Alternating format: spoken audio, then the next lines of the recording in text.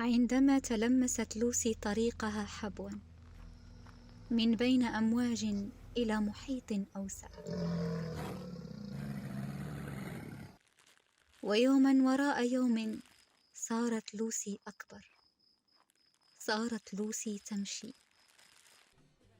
ومحيطها أيضا صار أوسع، بل ويتسع على مدى الزمان، ومعه كانت تتسع شهية لوسي لمزيد من الهيمنة ولمزيد من السعي المحموم لسد جوع لا يشبع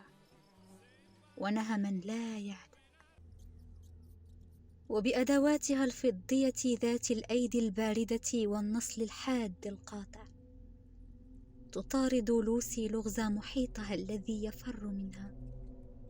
كحيوان شارد، فلا هي كفت عن المطاردة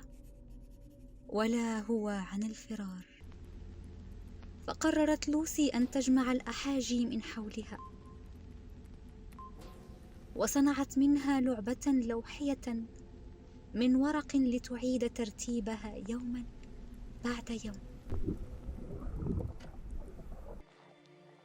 وعلى الرغم من كل محاولاتها المستميتة لإعادة الترتيب، ما نجم عنها إلا إعادة وإعادة للتدمير.